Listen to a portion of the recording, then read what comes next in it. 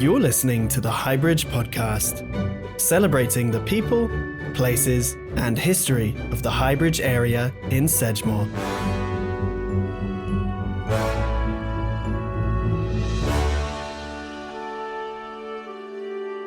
This season is funded by Seed, which is a consortium of community organisations in Sedgemoor, comprising of Bridgwater Senior Citizens Forum, Bridgwater Town Council, Community Council for Somerset Homes in Sedgemoor, Somerset Film and Young Somerset, which is funded and supported by Arts Council England, Creative People and Places, Lottery Funding and the Arts Council. And a warm welcome from myself, Mel Turford, host of the Highbridge podcast. In this, our second edition, we'll be hearing from Corrrine Curtis all about the Nornen Project, and we'll be hearing from Scott O'Hara about Seed Sedgemoor. Before we speak to Corrrine Curtis about the Nornen Project, let's try and set the scene. Here's Daniel Hawthorne. It all started during the first days of March 1897, when a howling southwesterly gale swept up the Bristol Channel, bringing with it high seas, driving snow and sleet. Many ships soon found themselves in distress, among them the Norwegian barque Nornen, which had tried to ride out the storm in the lee of the Lundy roads, but had found her anchors dragging. She was being driven towards Barrow mudflats. The crew desperately tried to save her, but were fighting a losing cause. When the mists cleared on the morning of March the 3rd, the crippled ship was spotted just off Gore Sands, her sails blown to rags by the gale. Down the ramp, to her aid, went the Burnham lifeboat, the John Godfrey Morris, which had been on station at the town for the last 10 years. Launched down the rails on the jetty, the lifeboat with its crew of 10 oarsmen battled through high seas and winds to the Nornen. Despite the gale, the lifeboat managed to get alongside the helpless ship, just as she was being driven onto the sands. The ship's crew of 10, together with their dog, were taken off by the lifeboat and landed safely at Burnham at 3 o'clock in the afternoon.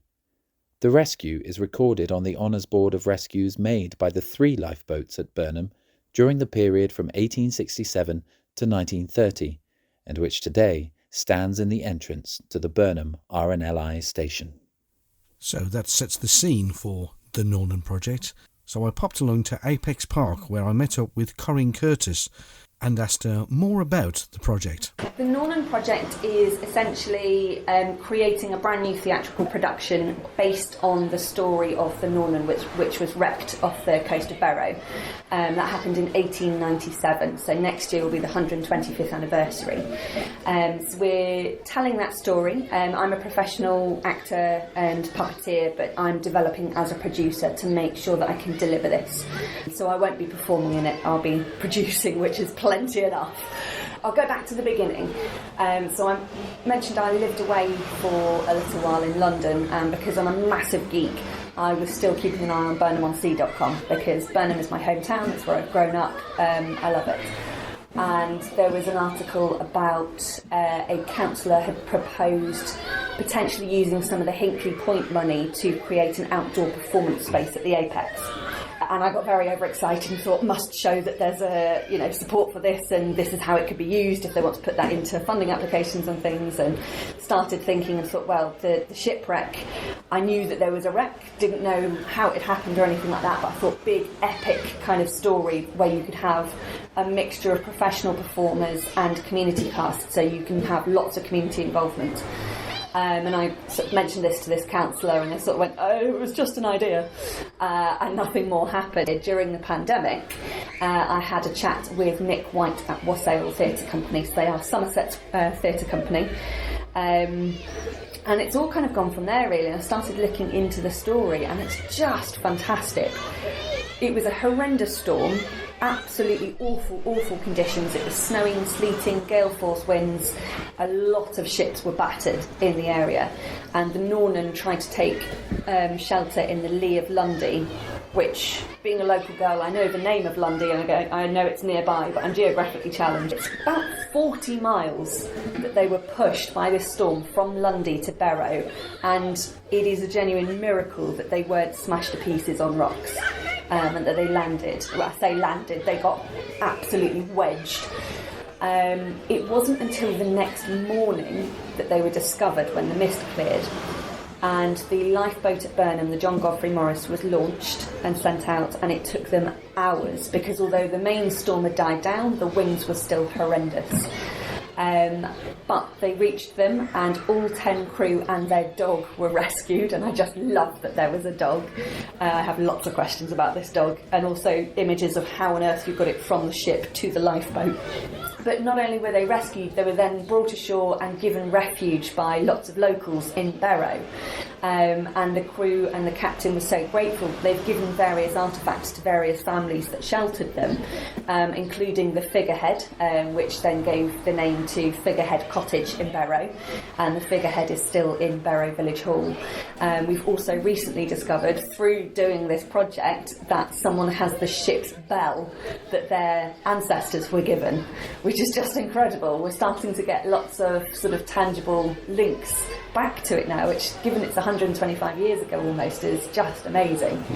And that's one of the things that I'm really enjoying from this, and I wanted to get out of it, was reaching into the community.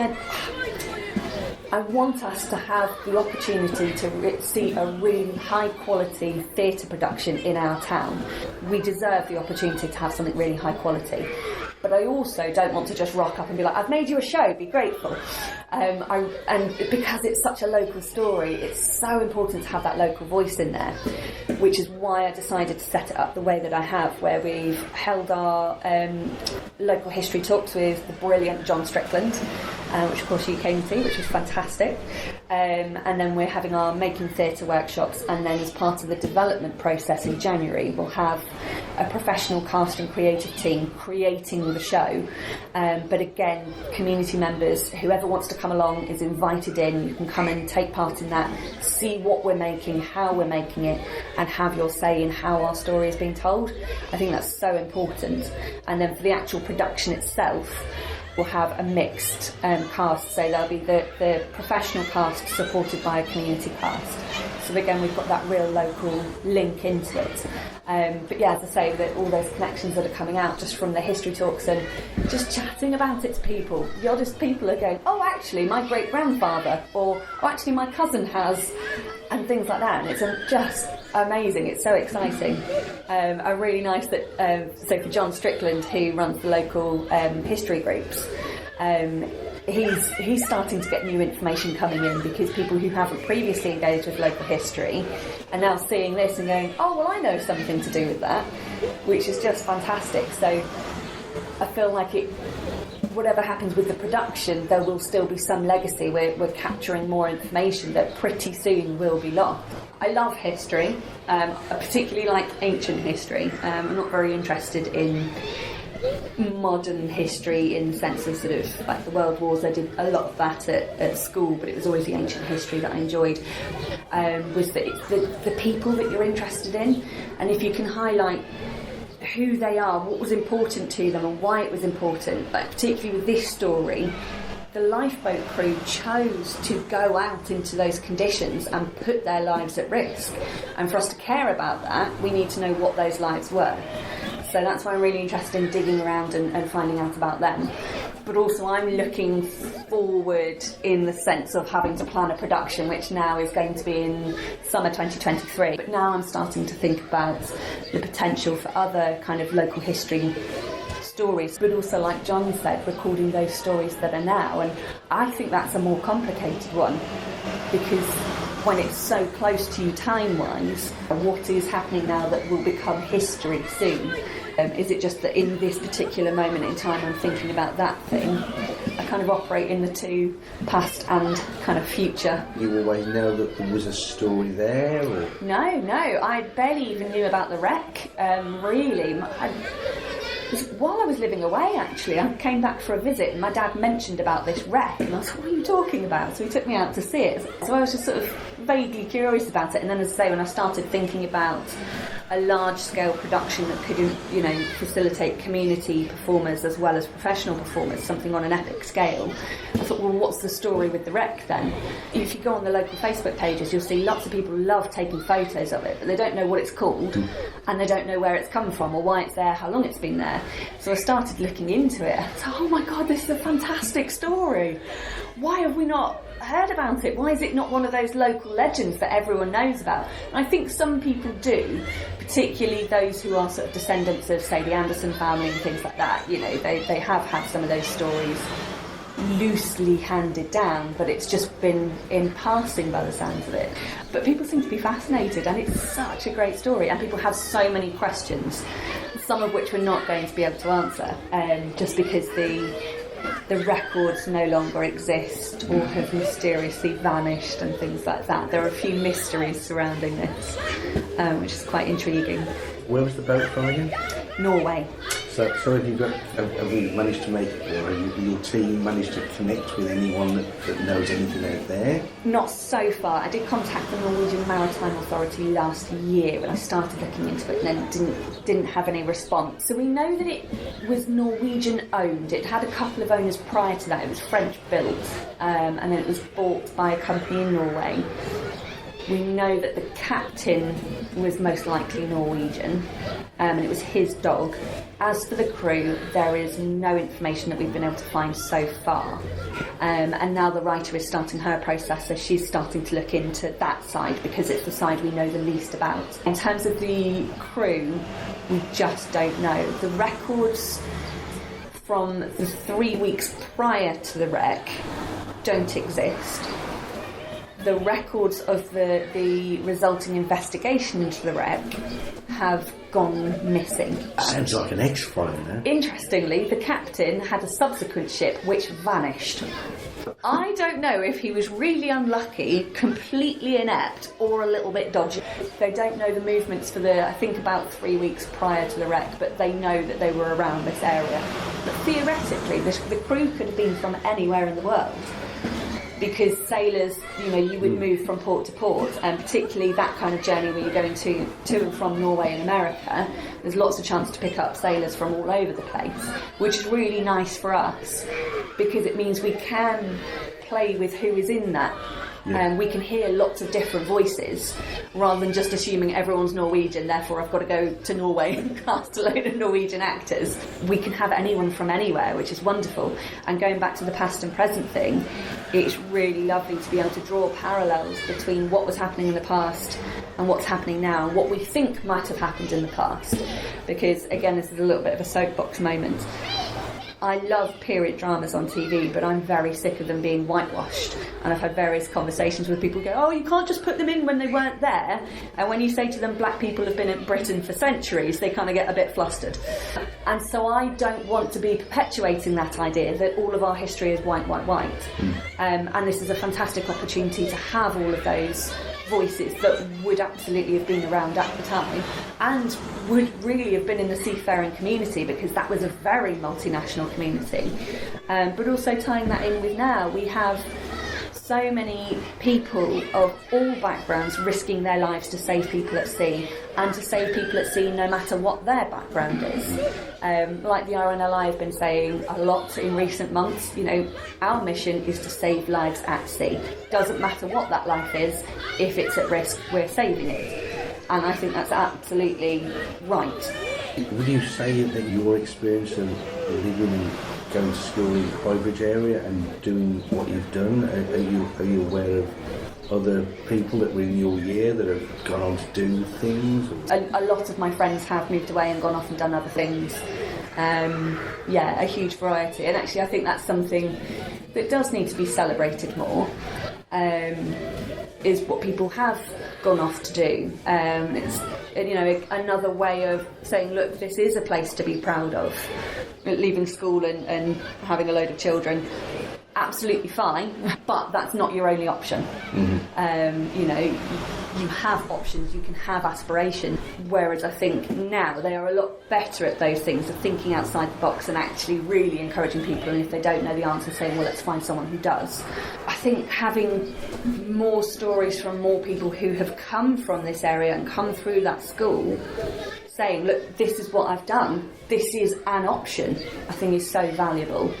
And it's something that I'm trying to get in there and do. You generally go away to make things happen, and that I feel like we're on the cusp of hopefully things happening here, so people can come here to do things.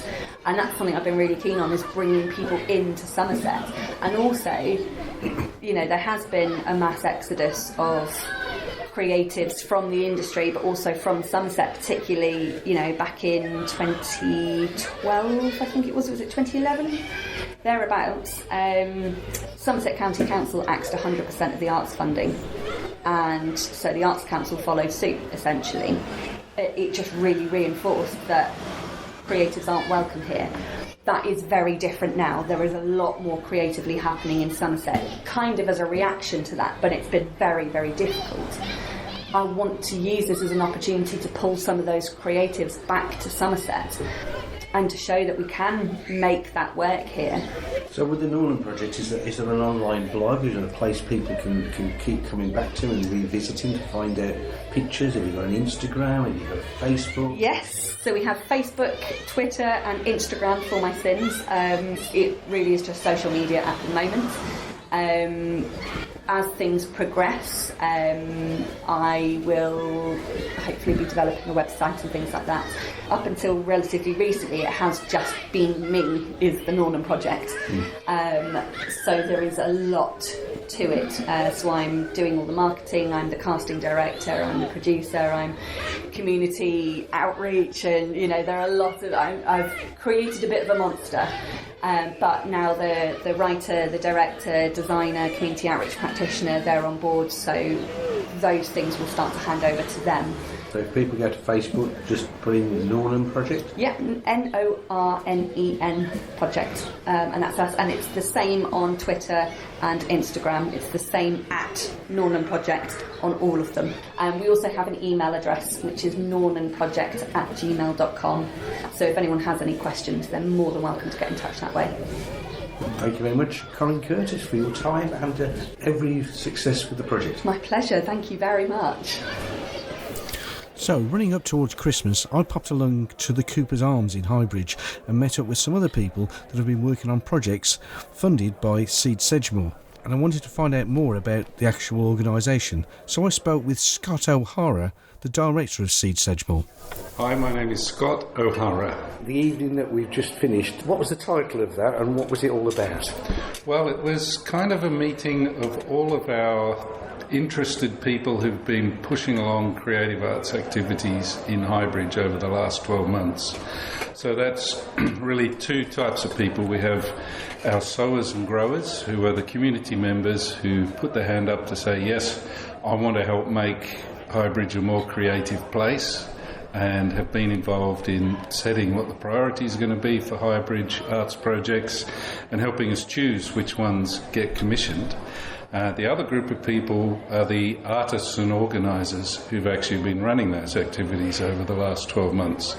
And the whole purpose of the meeting was to bring them together so they would meet each other, find out about each other's projects, and very importantly, help us work out how we can bring these projects together and create some kind of hub, creative hub for Highbridge that can carry forward into the future. So your accent, you're not from Somerset area? No, I'm from Australia. I originally grew up in Tasmania and lived most of my life in Sydney, and I've been living in the area here now for 3 years and working for Seed since January 2020.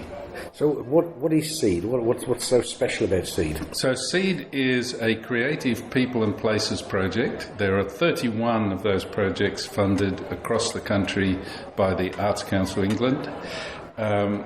Seed is the only one presently in the southwest, and our remit is Sedgemoor, and we exist to try and provide new opportunities for people in Sedgemoor to engage with arts and creativity and heritage, with particular interest in focusing on people who don't normally engage with those kind of things. Now, that could be as an audience member, but it could also be as a participant.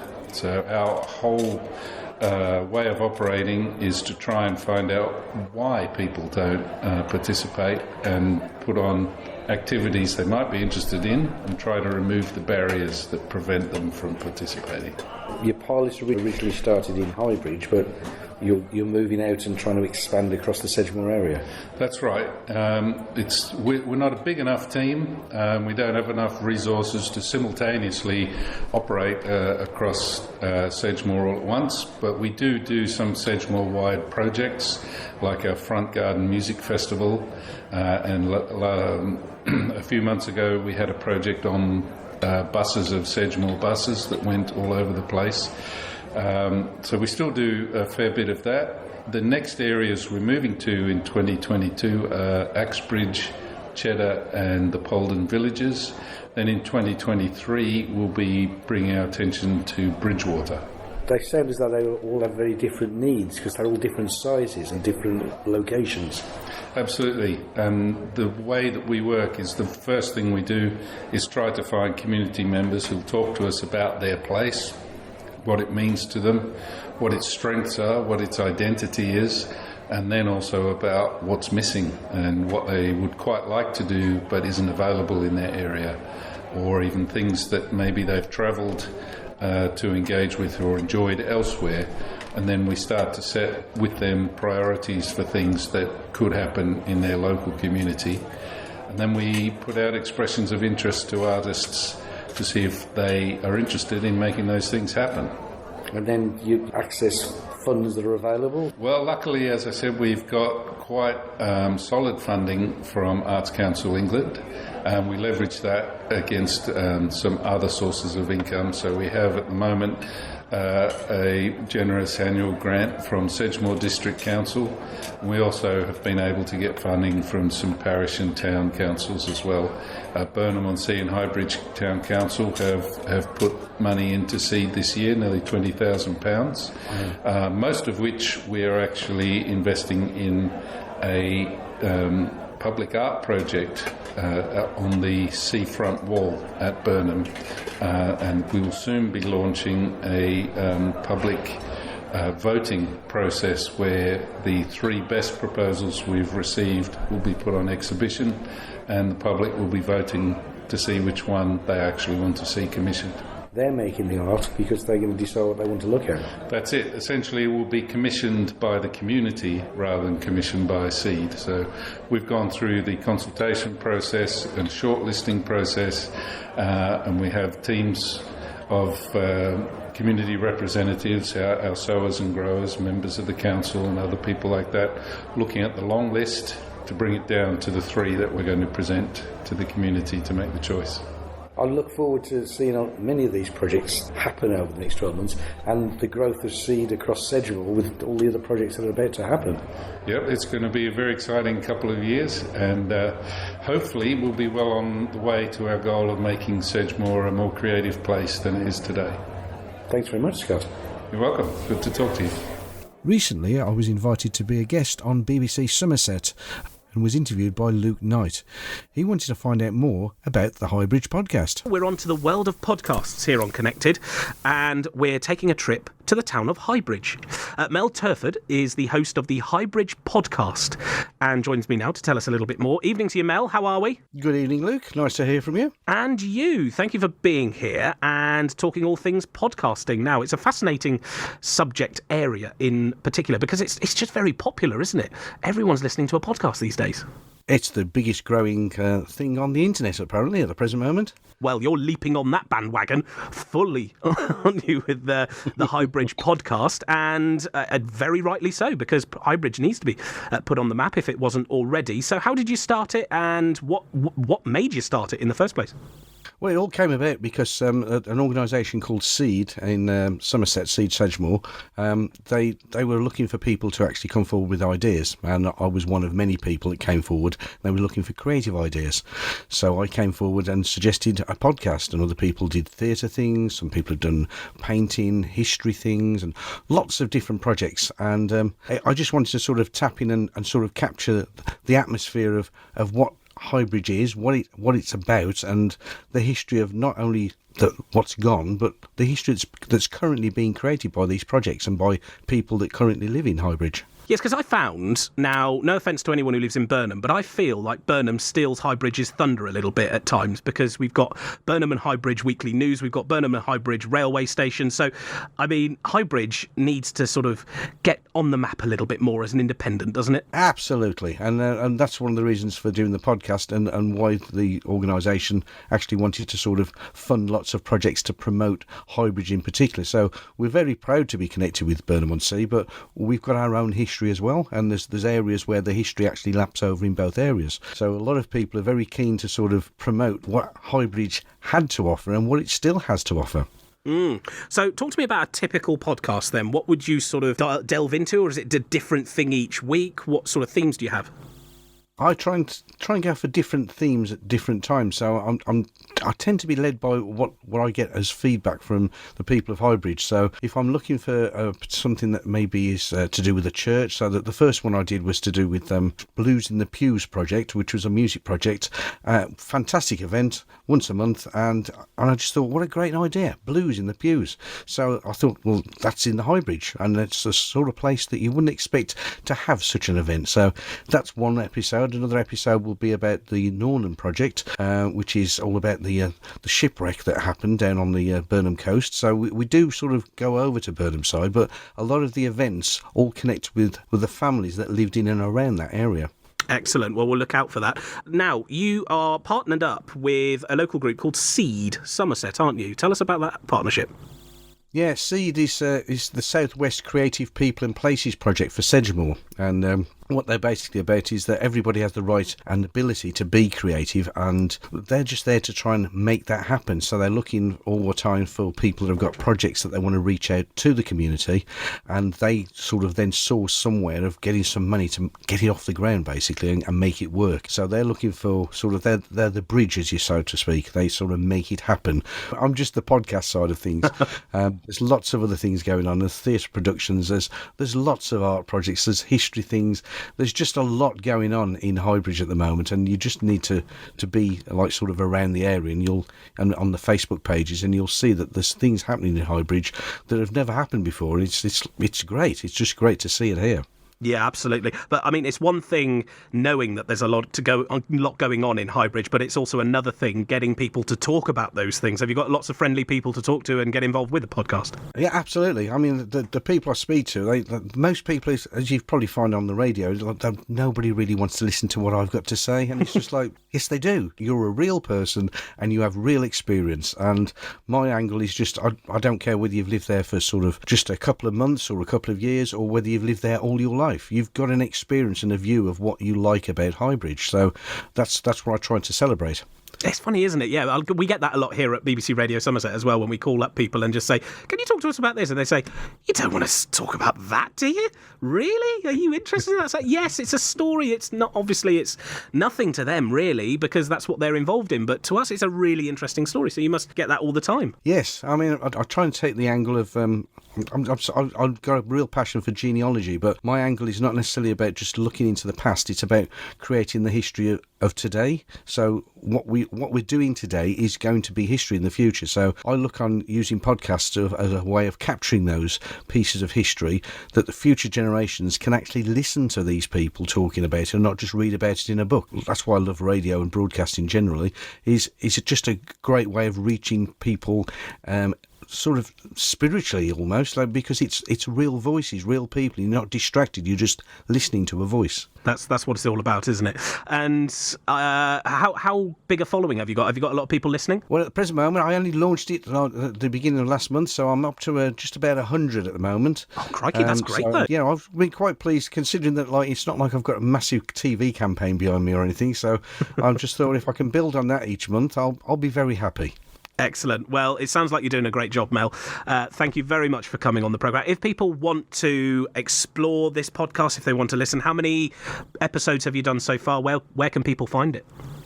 Yep, there's one episode up there at the moment. There'll be another one going up in the next 7 days. You can find it at highbridgepodcast.transistor.fm, or you can go to sedgemoormedia.com and you'll find the button on there, or you can just find us on Facebook or Instagram or even YouTube, and just put in the Highbridge Podcast and you'll find that I've put the audio up there as well. Excellent. Simple as that. Mel, it's been a pleasure. Thank you so much for coming on the programme, talking about the Highbridge podcast. And actually, I don't say this very often, thank you for having such a crystal clear line. It has been wonderful talking to you this evening. I can tell you deal in broadcasting, radio and podcasts because you've got your own proper microphone and everything. It's been a glorious experience talking to someone in such crystal clear quality. Thank you very much, Luke. All the best for 2022 and have a lovely Christmas, Mel. And that brings us to an end of episode 2 of the Highbridge podcast. My thanks for this edition go to Corrrine Curtis from the Nornen Project, Scott O'Hara from Seed Sedgemoor, Luke Knight from BBC Somerset, and Daniel Hawthorne for his great introduction to the Nornen Project. The Highbridge podcast, available on many popular podcast directories, distributed as the Highbridge podcast on Apple iTunes, Spotify, Podcast Google, Amazon Music and TuneIn.com. It can also be found at sedgemoormedia.com and is hosted and found at hybridgepodcast.transistor.fm. Also available on your smart speakers. Just say the wait word to the speaker and say clearly, play the Highbridge podcast.